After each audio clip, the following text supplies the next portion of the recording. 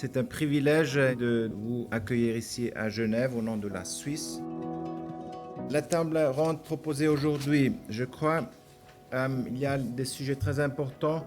Les défis de la migration sont multiples et complexes, on le sait toutes et tous, mais ils sont aussi étroitement liés, tous ces défis les uns aux autres. Il fait tout son sens de chercher à les aborder de manière cohérente et surtout ensemble. C'est exactement ça, l'esprit du processus de Rabat, et c'est pourquoi nous sommes là aujourd'hui. Le processus de Rabat, il est important pour la Suisse parce qu'il renforce les liens entre les États, mais aussi entre les régions. Le processus de Rabat est un processus qui réunit un certain nombre de pays. Et donc, chaque pays vient avec son capital expérience. Et donc, quand un certain nombre de pays se mettent ensemble, on apprend toujours des autres. On n'invente pas la roue, comme on dit. Et l'exemple type, c'est l'événement qui nous réunit ce matin ici à Genève, autour de la table ronde sur la problématique des mineurs non accompagnés. Il y a beaucoup de thèmes différents qui peuvent nous intéresser.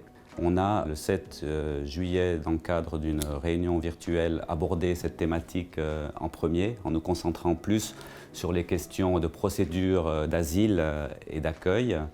À l'occasion de la réunion en présentiel, cette fois à Genève, on a décidé de nous concentrer particulièrement sur la protection des mineurs non accompagnés sur les routes migratoires et puis sur la question des séparations familiales et des migrants disparus.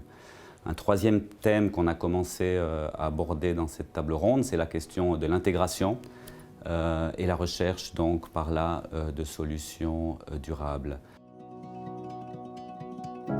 Le Tchad est aux côtés de la Suisse est véritablement honoré de vous accueillir pour cet événement commun et nous nous félicitons de cette excellente interaction entre nos deux pays, Monsieur l'ambassadeur, dans notre rôle de pays référent. Le système des pays référents avait été évoqué lors de la réunion des hauts représentants à Ouagadougou en 2019. Et l'idée était de pouvoir impliquer d'autres pays que les pays engagés dans le cadre du comité de pilotage, dans le cadre du processus de Rabat, dans l'un des 5 domaines du plan d'action de Marrakech. Les pays référents se rencontrent de manière régulière avec le comité de pilotage et définissent certaines activités à pouvoir mettre en œuvre dans le cadre du processus de Rabat. Le Tchad a décidé de se porter pays référent pour plusieurs raisons. D'abord, c'est un engagement politique de la part des autorités de notre pays, de montrer leur volonté, leur engagement dans cette quête du bien-être collectif et singulièrement de la population des réfugiés. Si vous faites référence à l'histoire, c'est que le Tchad est un pays qui a connu la guerre. Et donc les deux combinés, l'engagement politique et notre passé militaire, et a fait que notre pays s'est porté volontaire pour être pays référent et de servir de modèle également pour les autres dans le cadre de partage d'expériences.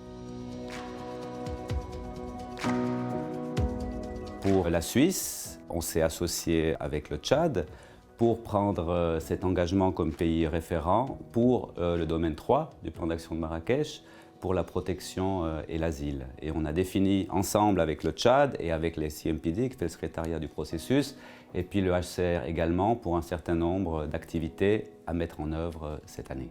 Pour la Suisse et le Tchad, c'était particulièrement important de travailler sur la protection et l'asile, parce que le Tchad est un pays important dans le cadre de la protection et de l'accueil de réfugiés sur les routes migratoires.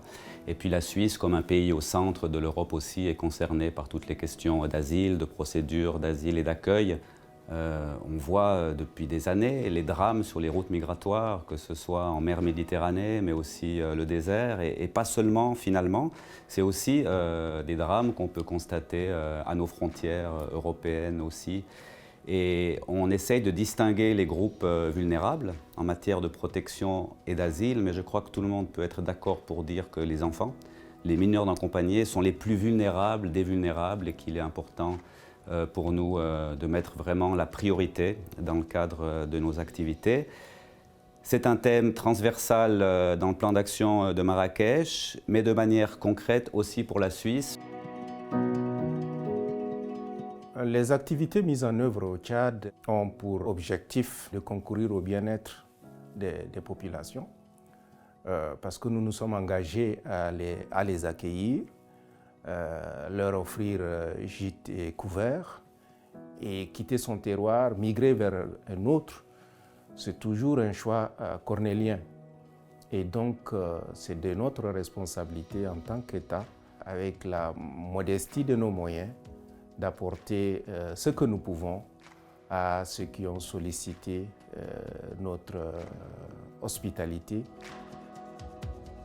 Les éléments qui peuvent concourir au succès des pays référents, c'est d'abord le partage des vécus, c'est le contact avec les autres et ce capital qui, une fois qu'on aura acquis ce capital d'expérience, se placer dans la posture du partage. Vous savez que la problématique elle est vécue de la même manière, mais les réponses peuvent ne pas être les mêmes. Cette question qui est délicate, qui est au centre de la question que nous traitons tous les jours, celle qui consiste à trouver de meilleures prestations et de meilleures réponses à des populations qui sont vulnérables et qui sont en demande de protection et de prise en charge. Merci au secrétariat du processus de Rabat pour la tenue de cette heureuse rencontre. Je voudrais terminer par cette sagesse africaine qui dit à peu près ceci. Le dialogue véritable suppose la reconnaissance de l'autre, à la fois dans son identité et dans son altérité. Et quand il s'agit des enfants, vous le savez tous, le risque que cette identité soit altérée est réel. C'est pourquoi nous sommes tous appelés à accorder une attention toute particulière à cette question.